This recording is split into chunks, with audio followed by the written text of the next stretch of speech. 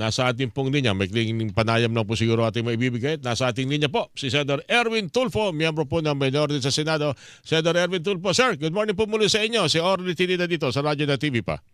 Nako, paring Orly, magandang umaga pat magandang umaga sa mga yung tagapakinig. Nakita ko lang nung hapon, ang sarap ng ngiti nyo eh. Nang nagsalita si Senator Lito Lapid ng mahal kita, pero nung gabi na pala, medyo matensyon na pala dyan. Ba't na nangyari? Ba't nagkaganon, Senator Erwin? Kasi po, para sa kaalaman ng karamihan, pinipilit po ng majority yung isang section doon po Sa rules. sa rules po, section 41C, sinisingit nila. Okay. Ang nakalagay po kasi na doon po sa sinasabi ay allow a senator to attend through teleconference in Senate session. Yun sinasabi.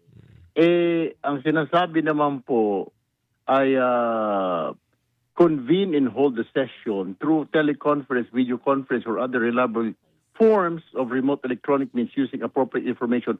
Ibig sabihin, sir, dapat may dahilan like force majeure, earthquake, talagang ika nga, nagiba na yung may Senado, at saka national emergency. Hindi nga ho, sir, wala nakalagay na may sakit dito. Wala Ang sinasabing force majeure or national emergency. National emergency, may gera po, gano'n, di ho ba? May pandemya. Sila, sinisingit nila na allowing a senator na maka-attend through teleconference with justifiable reason. Kaya tinatanong ko ho, ano justifiable reason na ito? At saka, pangalawa, bakit nyo naman minamadali ito? Yun na nga, nagkakaproblema na ho kami sa rules. Dapat ho, may one-day notice bago ikakapag-usapan. Hindi nga ho halatang halata na minamadali nila. Kaya natanong ko din ho, medyo nasaktan yung ilang mga kasama ko, pero yun na ho yun lumabas ho sa mga balita. Na hindi kaya dahil gusto ninyo maka-attend yung mga kasama natin na maaring maaresto ngayong weekend, o si Senator Bato na maka-attend ng mga hearing para makaboto. Bakit nagmamadali? Ba't minamadali? Yun nga yung sinasabi ko, crafting a law, Sir Orly, takes time. Hindi mo pwedeng gawing overnight yan. Hindi mo pwedeng gawing isang sesyon. Pangalawa, bakit it takes precedence itong walang katurya-turyang batas na ito? Maraming mga batas na pending, tulad na lamang po yung hospital detention. Ikaw kaya ka, Orly, kung papipiliin kita, anong unahin namin?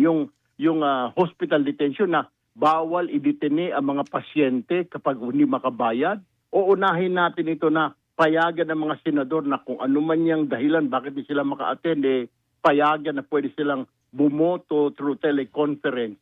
Siyempre, siguro it outweighs naman, common sense. Unahin ho natin yung pangangailangan ng taong bayan. Ito po, sir, personal ito interest po ito ng grupo. It is not the interest of an individual, ng ordinaryong Pilipino. Yung pagpasa nung batas na hindi mo pwedeng ikulong yung pasyente o yung kaanak niya o yung bantay niya dahil walang pambayad.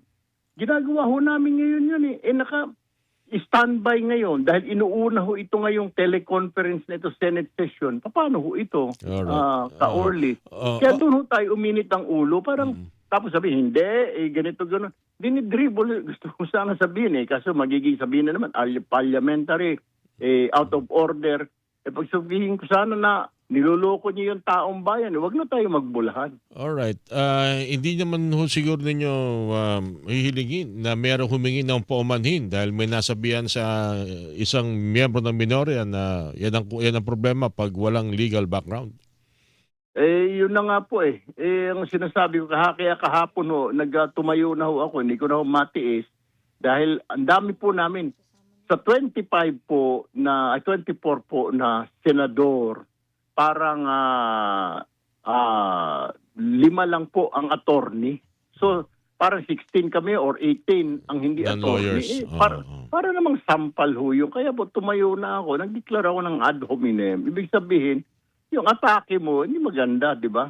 Kalukuhan, walang basihan. It's a policy, ika nga, ka-Orly. Last question na lang. Anong mangyayari nito sa Lunes? Tulad ng binabanggit ninyo, hindi naman pwedeng ganito na lang lagi na matatapos, magsisimula ang sesyon na may konting ngitian, tawanan, matatapos ng may tensyon. Paano ito, Senator Erwin? Definitely, Ka-Orly, nasa majority leader yun, nasa Senate President po yun kung paano yung gustong takbuhin ito. Kung ipagpipilitan po nila, it's another day, it's another battle, Kasunungan lang, nakakahiya ho dito, nauubos ho yung oras sa usapin na ito. Bakit? Very important sa kanila ito na kailangan yung isang senador ay pwedeng mag-attend ng session. Bakit? Bakit? Anong na-anticipate nila? Ganito na lang ka-Orly. May ina-anticipate ba sila na baka mahuli na si Senator Bato o baka ma-aresto na yung dalawa pang kasama namin dahil may nagsabi na maaring labasan na ng warrant of arrest ngayong weekend? Yung ba yung kitakatakot nila at makukulangan sila ng tao?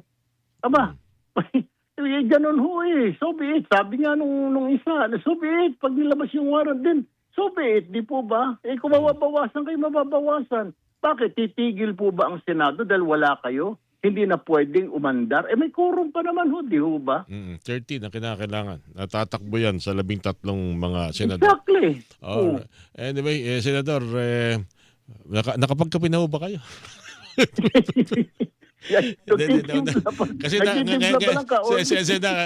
lately ko na lang nakita ko yung video. Sabi ko, naku po. Anyway, sana maging maayos naman na lahat. Although alam natin na may mga ilang rules na kinakailangan baguhin, pero makaka-apekto sa mga ipinairal na batas eh. Lalo na ho, tulad nito, kung halimbawa, tulad ng binabagit ninyo, may makukulong. Hindi naman agad-agad na dahil gusto ng Senado mag-zoom siya, mag-viber siya. May lalabagin yan sa batas, lalo-talo dun sa mga kung ano yung pinairal na panuntunan ng isang ahensya ng gobyerno na nangangasiwa o may custody ng isang bilanggo, Senator Erwin. Sasaklawin niya ng ilan sa mga batas na maaaring hindi lang siguro dapat idaan sa paggamyana ng rules ng Senado, Senator Erwin. Mismo, yung sinabi mong ka-Orly, walang kulang, walang labis, mismo. Alright. Senator Erwin, maraming salamat and konting relax lang sabi mo lang kung kailangan namin buti lang, walang pasok ngayon ka-Orly. Sabi namin, Senator dito lapit, dalhan kayo ng Mahablangka at ng Suman at sabay-sabi ng mahal kita, Senator. Thank you, sir. Maraming salamat ka-Orly. Magandang umaga po. Senator Erwin Tulfo, mga kapuso, ang inyo pong napakinggan.